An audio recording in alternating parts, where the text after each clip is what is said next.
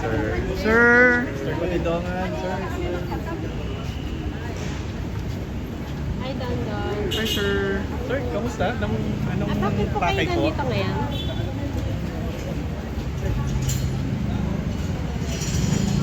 Sir, may PI? PI?